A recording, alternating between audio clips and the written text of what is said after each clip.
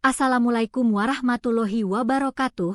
Bayangkan, ada seseorang yang hidupnya bergelimang harta tak terbatas. Semua keinginan tercapai, semua masalah sirna di hadapan kekuasaannya. Lalu, tiba-tiba, sebuah penyakit misterius datang. Perlahan menggerogoti tubuhnya, membuat kulitnya melepuh dan bernanah. Seluruh kekayaan triliunannya, segala koneksinya, tak mampu membayar satu dokter pun untuk menyembuhkannya. Sebuah takdir pahit yang menjungkir balikan segalanya, memaksa ia berhadapan dengan kenyataan paling mengerikan. Apakah kekayaan sejati mampu membeli kembali kesehatan dan kebahagiaan yang sirna? Namun sebelum kita mulai ke cerita ini, tuliskan dulu di kolom komentar dari kota mana kalian menonton. Semoga yang like dan subscribe channel ini, dimudahkan urusannya, dilapangkan rezekinya, disehatkan badannya, dan dikabulkan hajat dunia akhirat oleh Allah Subhanahu wa Ta'ala. Amin ya Robbal Alamin. Sekarang mari kita masuk ke ceritanya. Di puncak gemilang Jakarta, hidup seorang perempuan bernama Farida, sang ratu properti Indonesia yang namanya berkilauan seperti mahkota permata di kancah bisnis. Dengan usia yang masih terbilang muda, Farida telah berhasil membangun kerajaan properti bernilai triliunan rupiah, melampaui mimpi terliar banyak orang. Ia memiliki segalanya, kemewahan yang tak terbatas, pengaruh yang luas, dan lingkaran pertemanan sosialita kelas atas yang selalu memuja setiap geraknya. Namun, di balik semua kemewahan itu, ada sebuah rahasia gelap yang mulai menggerogoti kehidupannya. Suatu pagi, tanpa peringatan, kulit Farida mulai menunjukkan tanda-tanda aneh. Awalnya hanya bercak merah kecil, namun dalam hitungan hari, bercak itu berubah menjadi ruam yang menyebar cepat, melepuh, dan mengeluarkan nanah. Rasa gatal yang menyiksa tak tertahankan, diikuti nyeri perih yang membuat tidurnya terganggu. Panik, Farida segera mengerahkan segala kekayaan dan koneksinya. Ia memanggil dokter spesialis kulit terbaik dari seluruh penjuru negeri, bahkan mendatangkan pakar dari luar negeri dengan jet pribadi. Laboratorium-laboratorium canggih, tes-tes mahal, dan berbagai obat-obatan kelas premium telah dicoba, namun hasilnya selalu sama. Nihil. Penyakit misterius itu seolah mengejek kekayaan Farida, menertawakan ketidakberdayaan medis modern di hadapan tubuhnya yang semakin rusak. Setiap pagi, ia menatap cermin dengan pilu, melihat bayangan dirinya yang dulu anggun kini dipenuhi luka dan borok. Hatinya dipenuhi kegelisahan dan rasa putus asa yang mendalam. Kemewahan rumahnya yang megah kini terasa seperti penjara, sementara teman-teman sosialitanya mulai menjaga jarak, khawatir tertular atau sekadar jijik melihat kondisinya. Farida, yang dulunya begitu percaya diri dan sombong, kini merasa terpojok. Di tengah kegundahannya memuncak, suatu siang Farida melangkah ke balkon kamarnya yang menghadap langsung ke halaman depan mansion mewahnya. Pandangannya jatuh pada sesosok pria kurus yang sedang mengais-ngais sampah di tong besar dekat gerbang. Pakaiannya lusuh, rambutnya acak-acakan, dan aroma tak sedap seolah membuntutinya. Pria itu adalah Dedi, seorang pemulung yang sering terlihat di sekitar kompleks perumahan elit tersebut. Melihat pemandangan itu, sebersit rasa jijik dan kemarahan tiba-tiba membakar hati Farida. "Hei, kau!" teriaknya dengan suara serak yang dipaksakan.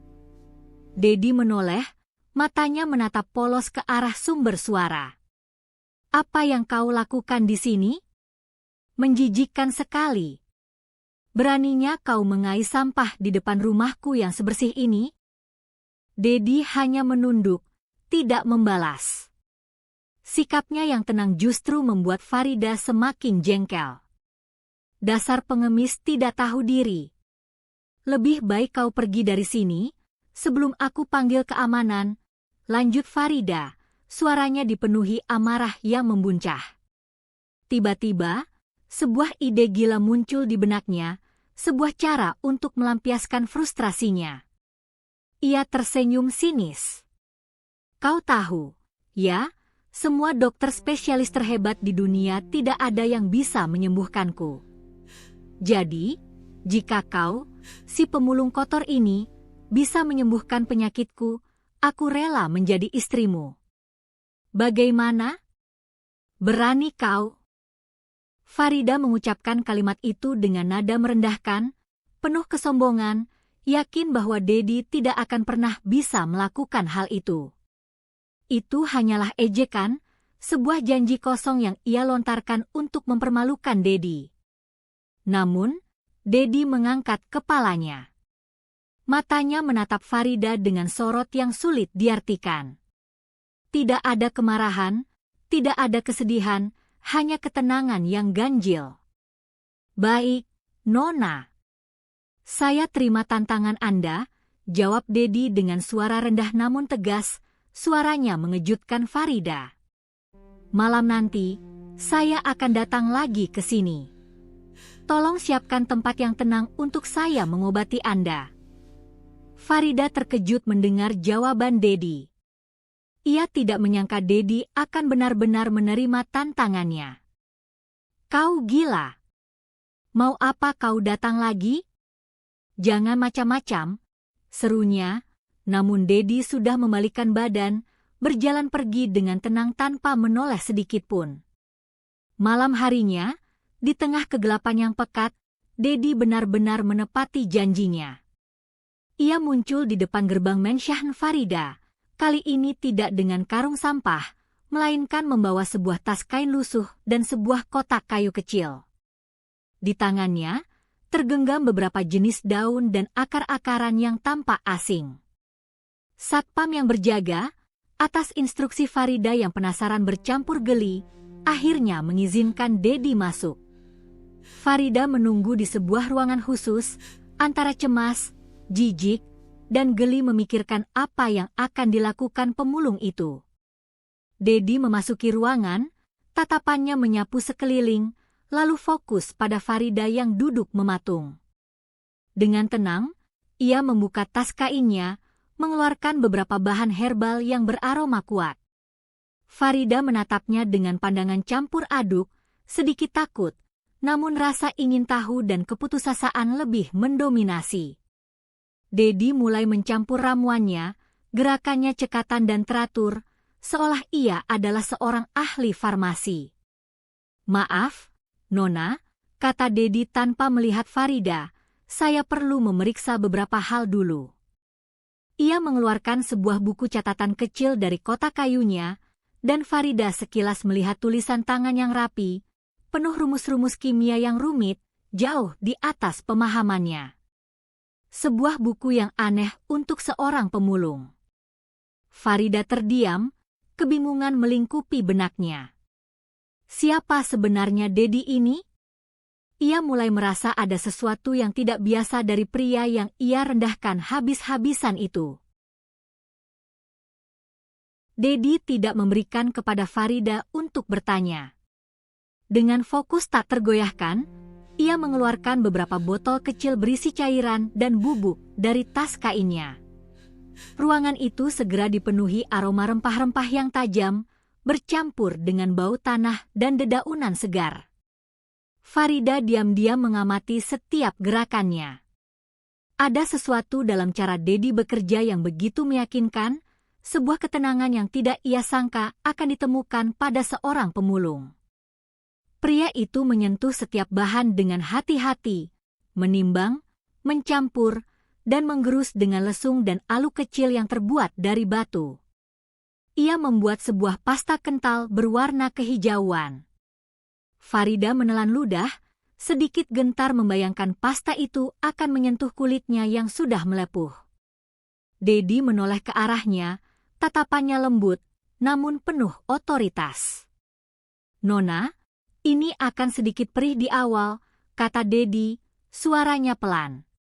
Tapi Anda harus percaya. Setelah itu, akan terasa dingin dan menenangkan. Farida mengangguk ragu. Apalagi yang bisa ia lakukan? Semua hartanya, semua kekuasaannya, tidak berarti apa-apa di hadapan penyakit ini. Ia sudah mencapai titik di mana ia rela mencoba apapun, bahkan dari orang yang paling ia hina sekalipun. Dedi mulai mengoleskan pasta itu dengan ujung jarinya yang bersih, perlahan, ke area kulit Farida yang paling parah. Farida meringis. Rasa perih yang Dedi sebutkan memang datang, menyengat dan membakar, seolah kulitnya disiram api. Ia menggertakkan gigi, berusaha menahan suara. Air mata mulai menggenang di pelupuk matanya, bukan karena sakit fisik semata, tapi juga karena rasa putus asa yang campur aduk dengan sedikit harapan aneh. Setelah beberapa saat, rasa perih itu perlahan mereda, berganti dengan sensasi dingin yang meresap, menenangkan kulitnya yang meradang. Dedi terus mengoleskan ramuan itu dengan sabar, menutupi hampir seluruh tubuh Farida yang terpapar luka. Aroma herbal memenuhi seluruh ruangan, membantu menenangkan pikirannya yang bergejolak. Setelah selesai, Dedi menutup semua peralatan dan bukunya. "Nona, sekarang Anda harus istirahat," katanya.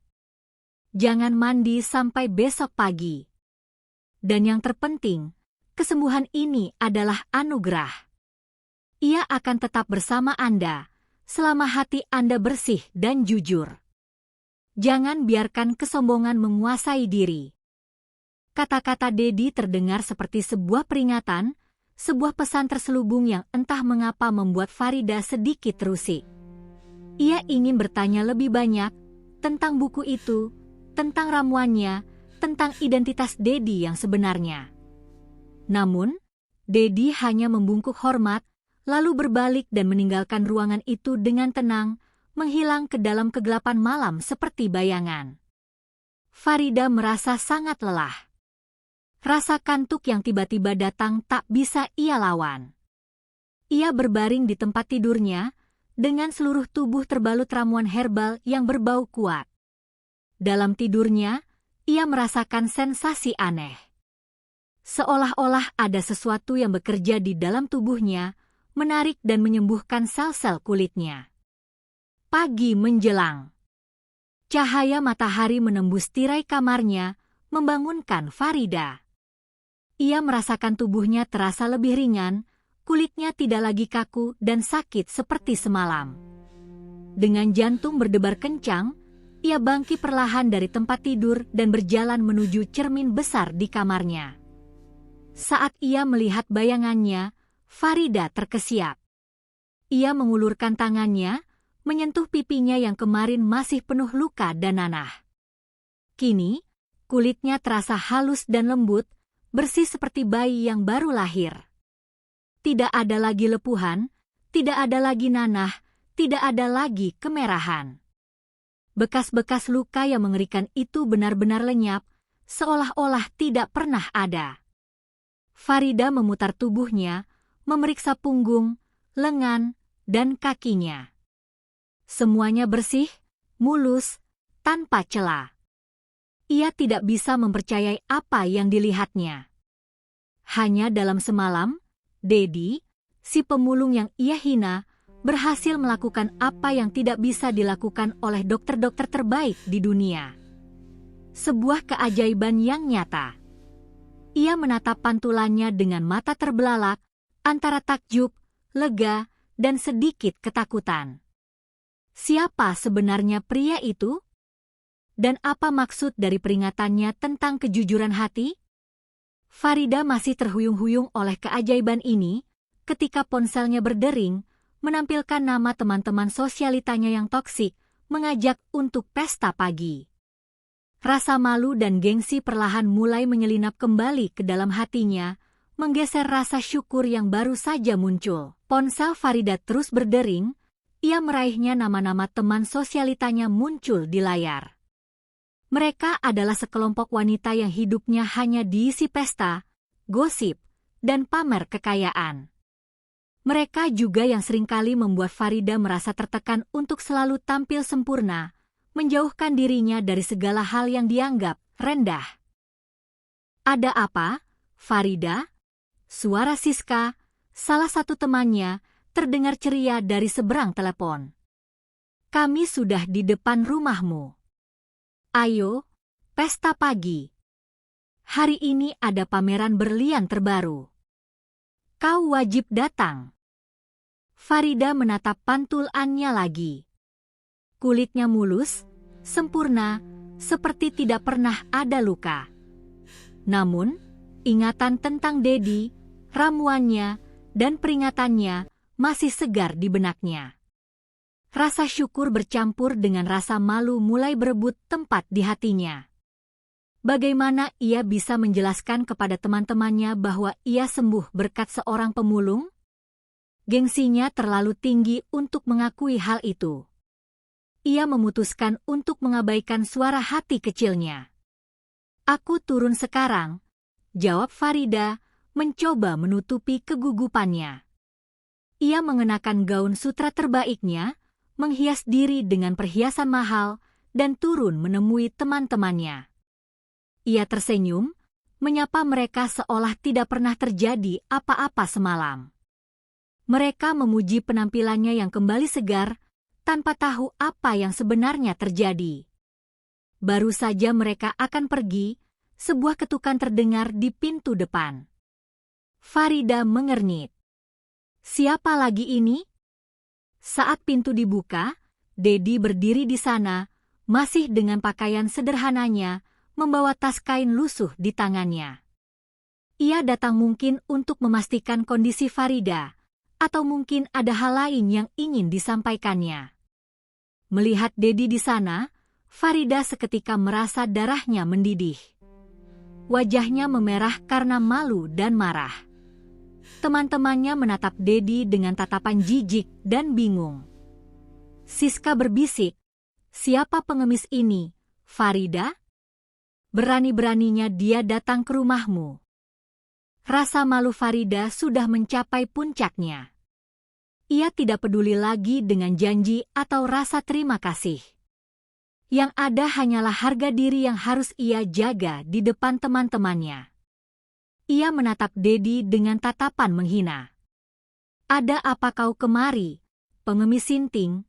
kata Farida, suaranya tajam dan penuh kebencian. "Bukankah aku sudah memberimu uang kemarin? Jangan harap bisa mendapat lebih." Ia lalu mengambil beberapa lembar uang dolar dari dompetnya, meremasnya, dan melemparkannya tepat ke wajah Dedi. Uang itu jatuh berserakan di lantai. Dedi tidak bereaksi. Ia hanya diam, menatap Farida dengan sorot mata yang sulit diartikan.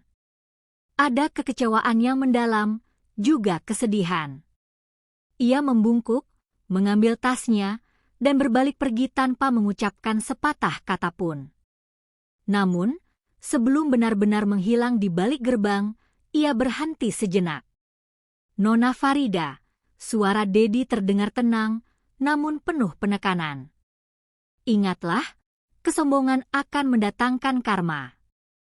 Hati yang tidak jujur akan menghilangkan semua anugerah. Jangan menyesal jika nanti semua kebaikan yang Anda terima berbalik menjadi azab." Farida hanya mendengus, menganggap perkataan Dedi hanyalah omong kosong dari orang gila. Ia berbalik kepada teman-temannya, tersenyum paksa. "Sudahlah, abaikan saja dia. Ayo kita pergi. Aku sudah tak sabar untuk pamer berlian baru." Sepanjang hari, Farida berusaha keras untuk melupakan Dedi dan peringatannya. Ia berbelanja, tertawa bersama teman-temannya, dan merencanakan pesta besar di malam hari untuk merayakan kesembuhannya. Ia ingin menunjukkan kepada dunia bahwa ia, Ratu Properti Indonesia, tetaplah wanita yang kuat dan tak terkalahkan. Malam harinya, rumah Farida dipenuhi hingar-bingar musik dan tawa.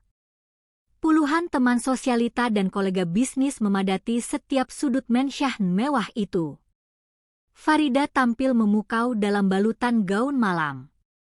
Ia tertawa, menari, dan bersulang, mencoba mengusir bayangan Dedi dari benaknya. Ia yakin, ramuan itu telah menyembuhkannya secara total, dan ia bisa kembali hidup seperti biasa.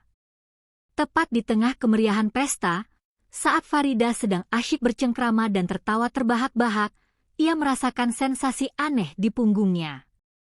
Awalnya hanya gatal, lalu perih, dan tak lama kemudian, panas membakar. Ia mencoba menggaruk, tapi rasa sakitnya justru semakin menjadi-jadi.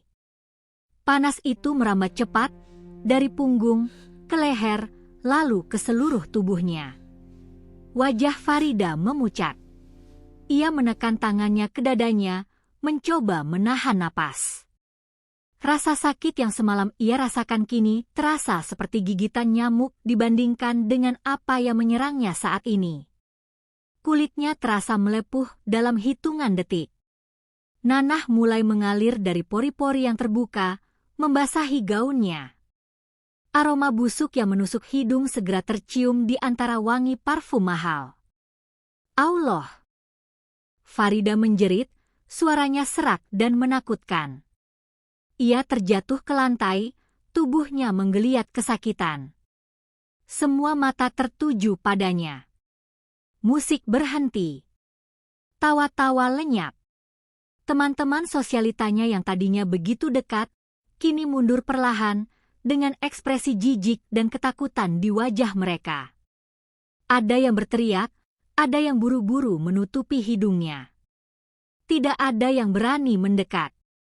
Gaun mahalnya kini hancur, lengket oleh nanah dan darah. Wajahnya bengkak, matanya merah, dan ia nyaris tidak bisa membuka kelopak matanya. "Jauhkan dia dariku," teriak Siska, "aku tidak mau tertular." Ini menjijikkan. Satu persatu, para tamu meninggalkan Farida yang tergeletak tak berdaya di lantai marmer, meringkuk dalam penderitaan. Dalam sekejap, kemewahan pesta itu berubah menjadi pemandangan neraka.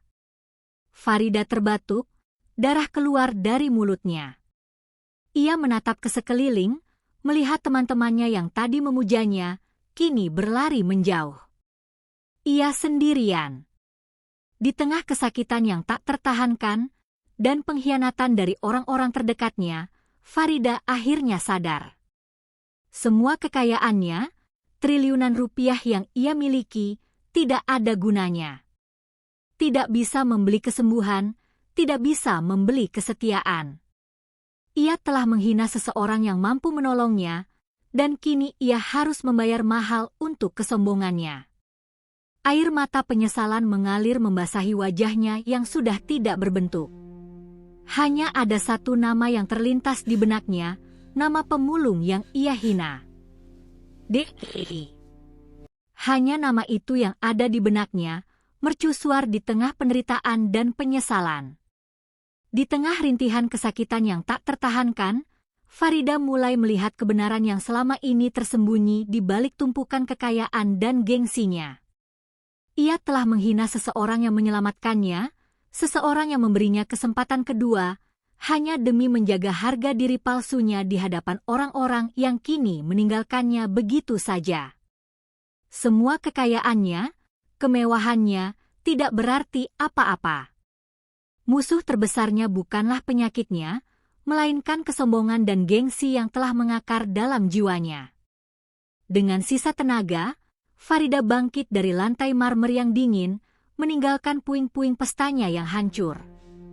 Kakinya yang tak beralas terasa seperti ditusuk-tusuk, namun rasa sakit fisik itu tak seberapa dibandingkan dengan rasa perih di hatinya.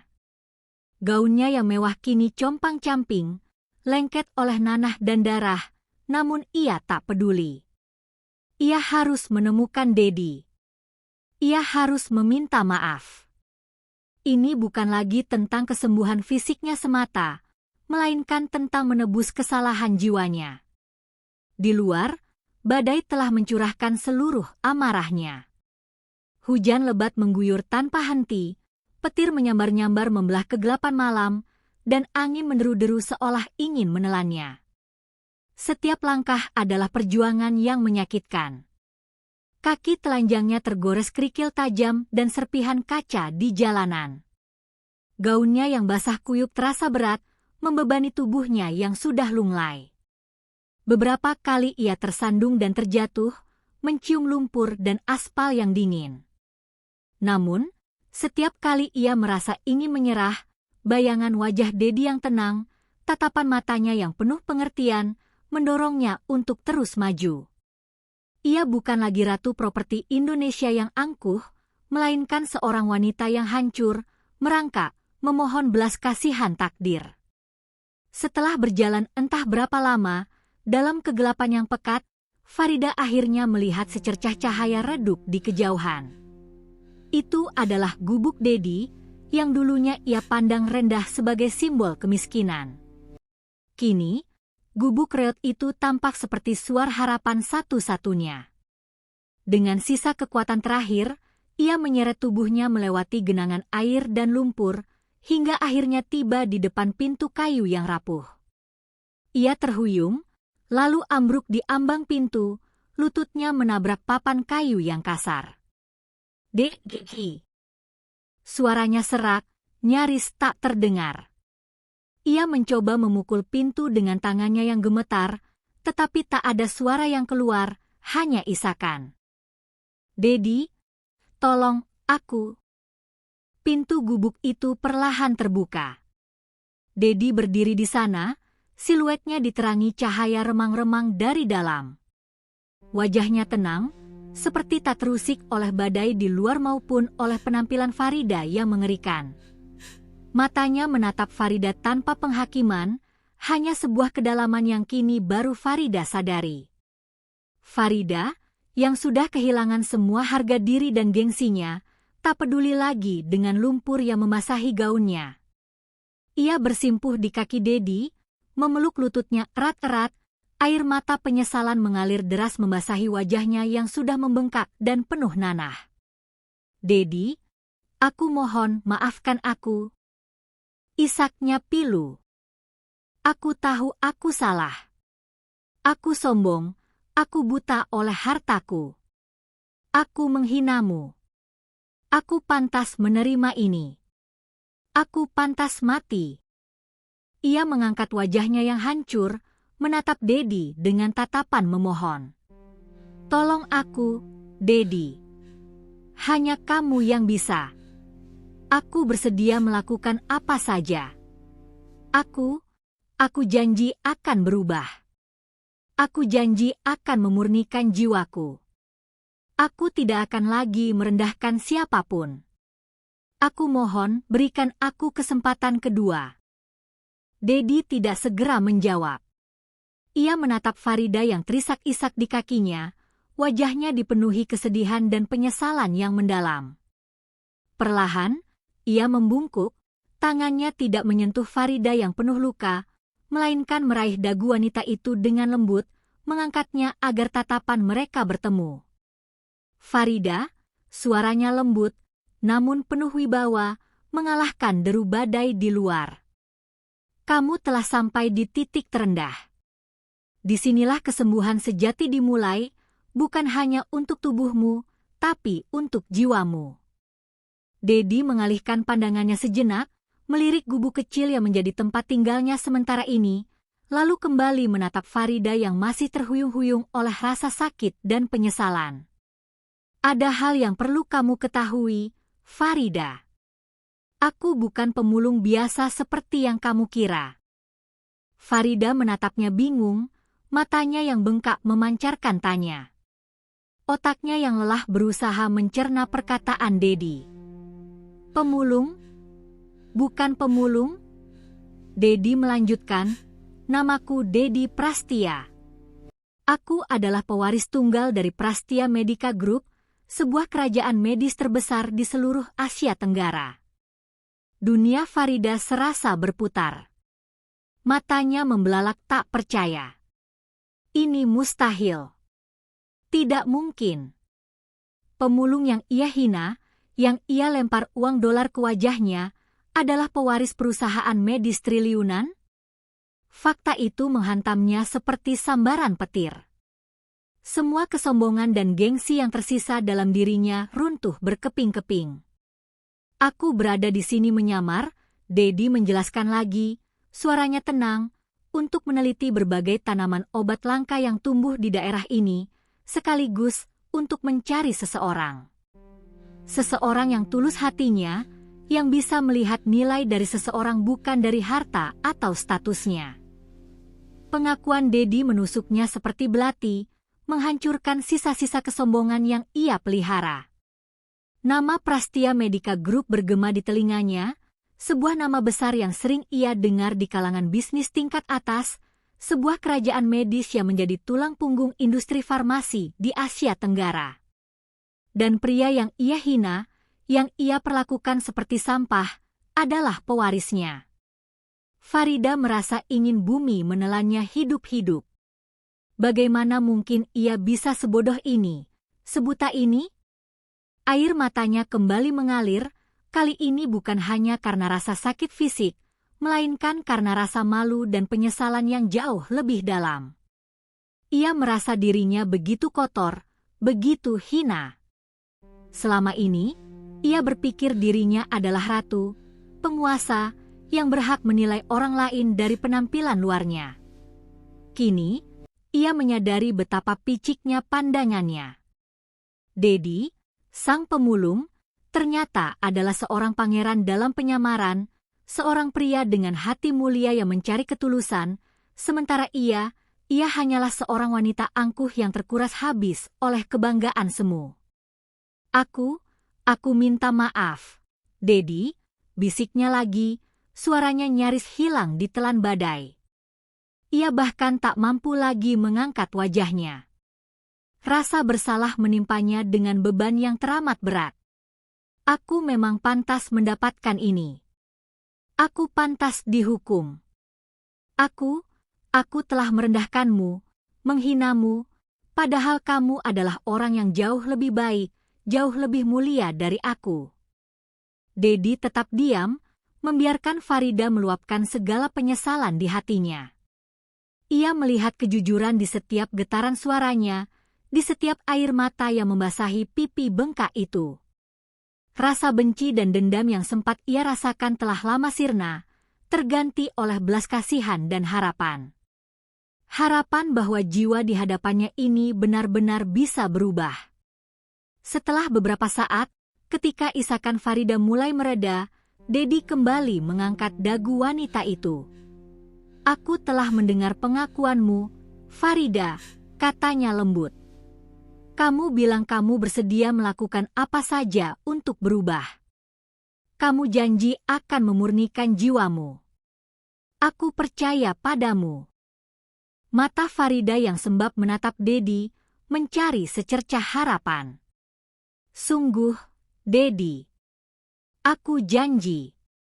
Aku akan buang semua kesombongan ini. Aku akan belajar untuk menghargai setiap orang, apapun latar belakangnya. Aku akan gunakan hartaku untuk kebaikan, bukan untuk pamer atau merendahkan. Senyum tipis terukir di bibir Dedi. Baiklah, Farida, katanya, menghela napas panjang. Saatnya kamu pulang. Farida terkejut. Pulang? Kemana? Gubuk kumuh ini adalah satu-satunya tempat yang menerimanya saat ini. Bukan ke sini, Dedi seolah membaca pikirannya. Tapi pulang ke rumahku. Kamu perlu perawatan yang lebih intensif. Perawatan yang bisa menyembuhkanmu seutuhnya, bukan hanya fisikmu, tapi juga jiwamu yang telah lama sakit. Dengan sangat hati-hati, Dedi membimbing Farida untuk berdiri. Tubuh Farida terasa ringan, seolah beban gengsinya telah terangkat.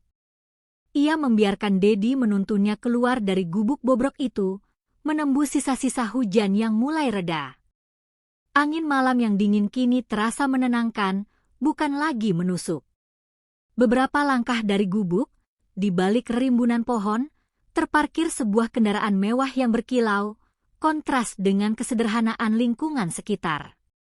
Farida menyadari bahwa Dedi benar-benar menyamarkan dirinya dengan sempurna. Saat pintu mobil terbuka, interiornya yang mewah dan hangat menyambut Farida. Aroma kulit asli dan kesejukan pendingin udara yang lembut membelai indranya. Ini adalah rasa nyaman yang sudah lama tak ia rasakan. Ia duduk di kursi empuk, membiarkan tubuhnya yang lemah merebah. Di sampingnya, Dedi duduk dengan tenang, menyalakan mesin mobil. Farida menatap refleksi dirinya di kaca jendela mobil yang gelap. Wajahnya masih hancur, namun di matanya ada sesuatu yang berbeda. Ada cahaya harapan, ada ketulusan yang baru tumbuh. Ia tidak tahu kemana Dedi akan membawanya, tetapi ia tak lagi peduli. Rasa percaya sepenuhnya telah tumbuh di hatinya, menggantikan kesombongan yang dulu membutakannya. Ini baru permulaan, Farida, kata Dedi, memecah keheningan, menatapnya dengan tatapan penuh kepastian. Penyakit fisikmu akan sembuh total. Tapi yang lebih penting adalah hatimu. Setelah ini, kamu tidak akan lagi sama. Kamu akan menjadi Farida yang baru, yang lebih baik. Farida mengangguk, air mata haru kembali menetes. Namun kali ini bukan air mata penyesalan, melainkan air mata kelegaan dan harapan yang murni. Ia tahu, di tangan Dedi, ia tidak hanya akan sembuh dari penyakit kulitnya yang mengerikan, tetapi juga dari penyakit hati yang telah lama menggerogoti jiwanya. Ini adalah kesempatan kedua yang ia dambakan, kesempatan untuk memulai hidup yang baru, dengan hati yang bersih dan pikiran yang tulus. Perjalanan penyembuhan yang sesungguhnya baru saja dimulai. Lampu mobil menembus gelapnya malam, membawa mereka pergi, meninggalkan gubuk kumuh dan masa lalu Farida yang penuh kesombongan di belakang. Perjalanan itu terasa panjang, namun penuh ketenangan. Farida terlelap dalam pelukan kenyamanan yang baru, terbangun ketika mobil berhenti di sebuah kompleks yang tampak seperti resor mewah. Gerbang tinggi yang ditempa dengan indah terbuka perlahan, menampakkan taman luas yang terawat sempurna dan sebuah bangunan megah bergaya modern klasik yang menyala lembut di bawah rembulan. "Ini, di mana?"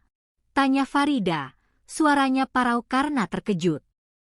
Dedi tersenyum, senyum yang kini jauh lebih terbuka dan hangat. "Ini rumahku, Farida. Sekaligus pusat riset dan klinik keluarga kami." Farida terdiam, otaknya berusaha mencerna kenyataan ini. Rumah Dedi, si pemulung, adalah sebuah istana? Ia telah menghina pewaris tunggal kerajaan medis terbesar di Asia Tenggara. Penyesalan kembali menyeruak, namun kali ini bercampur dengan rasa takjub dan malu yang mendalam.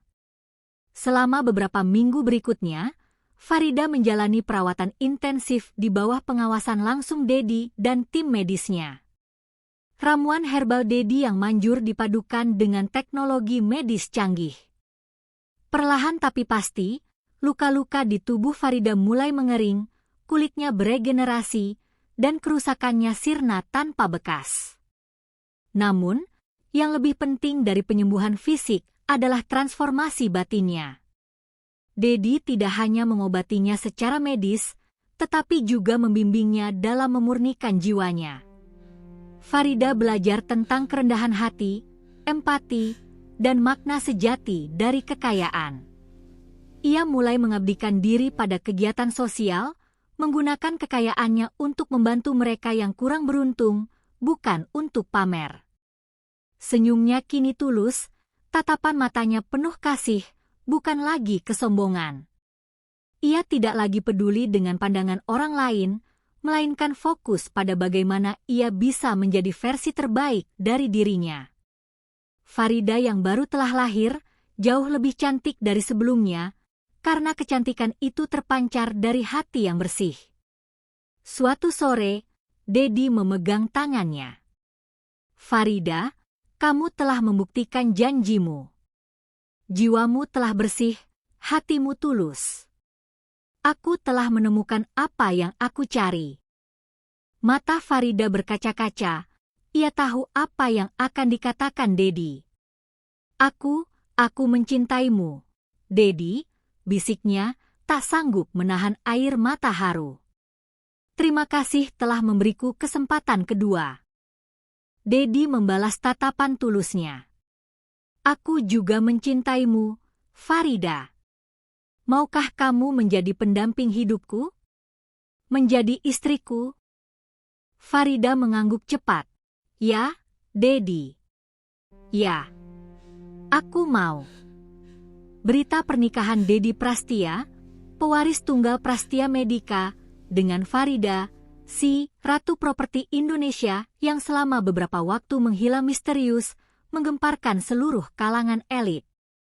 Pernikahan itu menjadi perhelatan paling mewah dan disorot di Asia Tenggara. Lokasinya adalah taman pribadi milik keluarga Dedi yang disulap menjadi surga bunga.